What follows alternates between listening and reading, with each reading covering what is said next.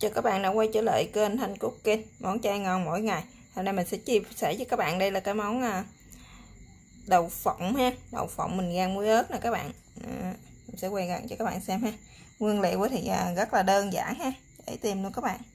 Các bạn có thể lai rai cũng rất là ngon ha. Hoặc là các bạn ăn giặt, ăn không cũng rất là ngon.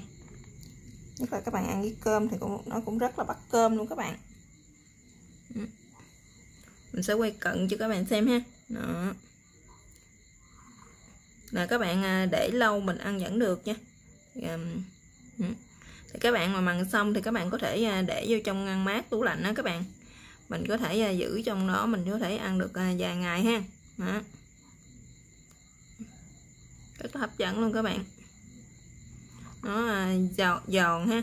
Nó đậu phộng thì nó giòn, nó béo các bạn, nó muối thì nó hơi mặn mặn ha, ớt thì nó hơi cay cay, ăn rất là ngon. Giờ các bạn muốn biết mình làm như thế nào thì mời tất cả các bạn sẽ vô bếp làm cùng mình nha.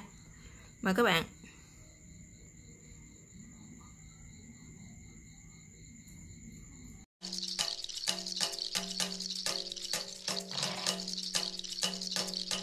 Đây là những cái nguyên liệu để mình làm cái đậu phộng rang muối ớt này nghe các bạn. Trước tiên thì mình sẽ có đây là 100g đậu phộng sống ha. Kế tiếp ở đây thì là muối, mình sẽ sử dụng một muỗng cà phê muối nha, một muỗng cà phê ớt bột nha các bạn, 1/3 muỗng cà phê ha bột ngọt. Kế tiếp đến mình sẽ sử dụng một chén nước lọc và một trái ớt tươi nha. Rồi mời các bạn sẽ vô bếp làm cùng mình nha. Thì trước tiên chúng ta sẽ bắt một cái chảo lên bếp để chúng ta rang đậu phộng nha các bạn.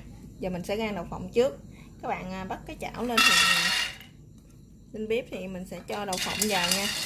Các bạn rang đến khi nào mà cái đậu phộng của mình nó chín giòn ha.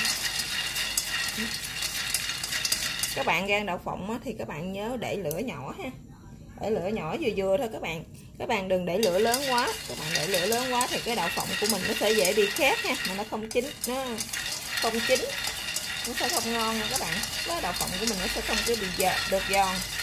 Các bạn rang lửa nhỏ nhỏ ha, thì cái đậu phộng của mình nó chín từ từ ra thì nó sẽ giòn hơn nha.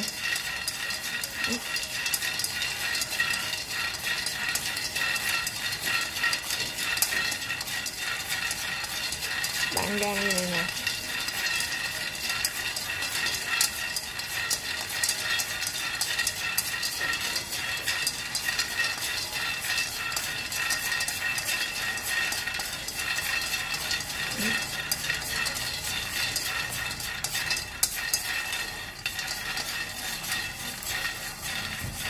Các bạn muốn mà cái đậu phộng của mình nó sẽ không bị khét ha, nhưng mà nó sẽ giòn á các bạn, nó không bị cháy. Mình sẽ cho vô đây một muỗng cà phê muối nha.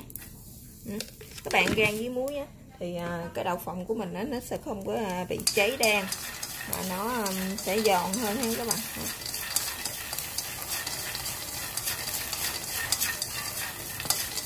Nhưng mà các bạn rang như thế này thì muối nó không có thấm vô trong đậu phộng của mình nha, nó không có mặn các bạn, nó chỉ không có để cho cái đậu phộng của mình nó khét thôi.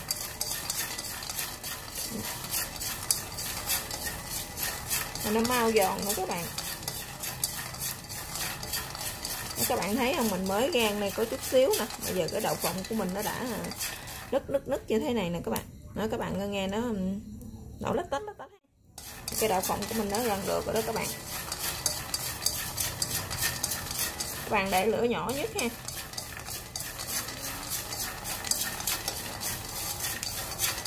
Cái món này mình ăn với cơm cũng rất là ngon nha.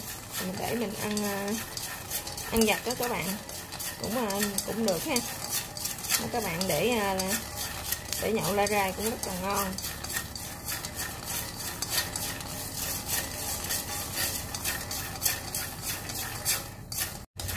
Rồi nè các bạn, cái phần đậu phộng mình rang nó đã vàng rồi nè ha. Các bạn thấy không?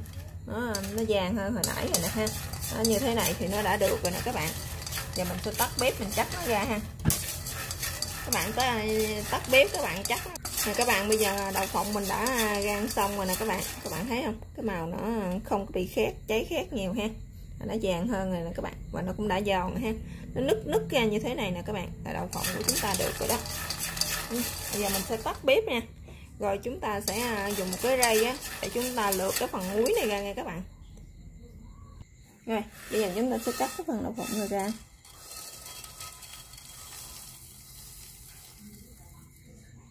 Các bạn thấy những cái muối ha, muối bây giờ thì nó cũng đã khô rồi nè các bạn.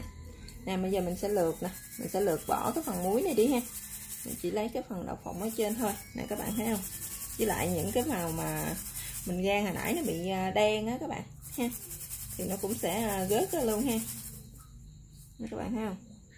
Bây giờ thì chúng ta sẽ xắt cái trái ớt tươi này ra nha các bạn.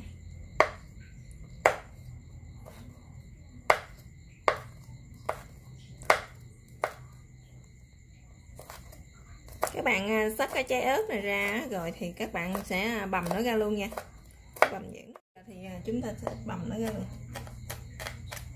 Các bạn nhớ là các bạn sẽ bằm nhuyễn nó ra nha.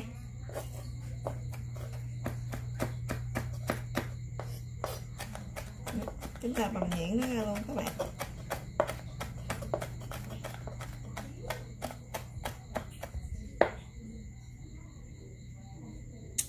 Ớt thì mình đã băm nhuyễn rồi nè các bạn.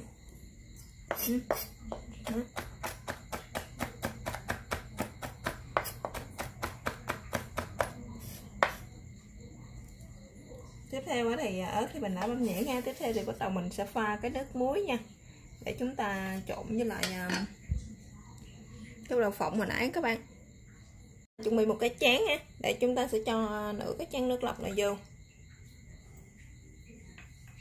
Kế tiếp thì chúng ta sẽ cho muối vô đây nha các bạn. Mình sẽ sử dụng 1 muỗng cà phê muối nha.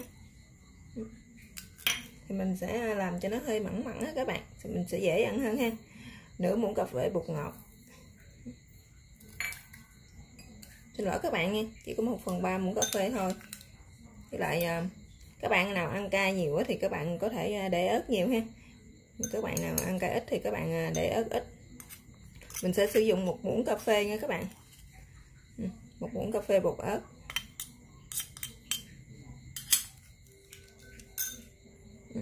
Giờ các bạn sẽ quậy cho nó tan hết tất cả các gia vị này ha.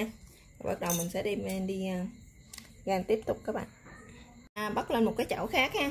Mình sẽ bắt bếp lên. Để cho cái chảo của mình nó nóng á, thì mình sẽ cho đậu phộng vô nha các bạn. Nóng rồi nè các bạn, mình sẽ cho đậu phộng vô nha. Còn lại một ít muối á các bạn. Bây giờ mình sẽ cho tiếp đó là cái chén muối ha, cái chén muối nước sốt muối ớt của mình đó các bạn. Các bạn sẽ cho nó vô đây luôn. Rồi bây giờ mình sẽ rang nha các bạn rang cho nó rút hết cái phần nước muối ớt này vô trong cái phần đậu của mình ha. Các bạn rang cho nó thiệt khô luôn nha.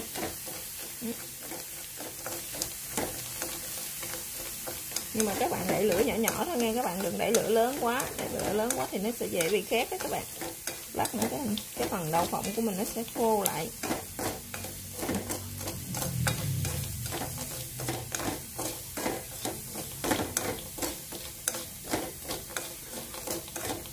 Bạn thấy không, nó sánh lên một cái màu đỏ hơn, đậm hơn rồi đó các bạn.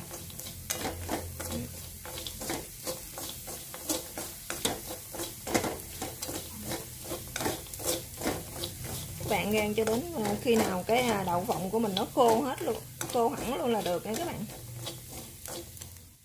Phần đậu phộng rang muối ớt của mình gì nó đã khô như thế này được rồi nè các bạn. Bây giờ tiếp tục thì mình sẽ cho ớt lên ha. Chúng ta sẽ tắt bếp các bạn. Thì bây giờ cái món đậu phộng mình rang muối ớt bây giờ thì nó đã hoàn thành rồi nè các bạn. Thấy không?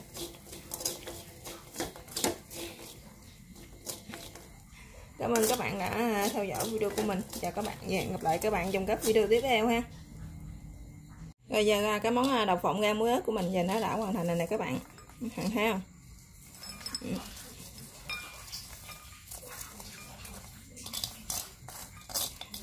cái khẩu vị của nó thì nó hơi mặn mặn ha, nó hơi cay cay các bạn.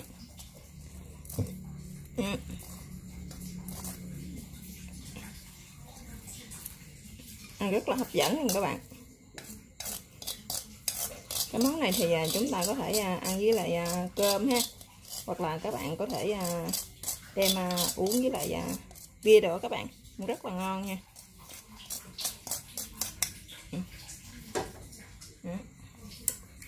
Bạn thấy hấp dẫn ha.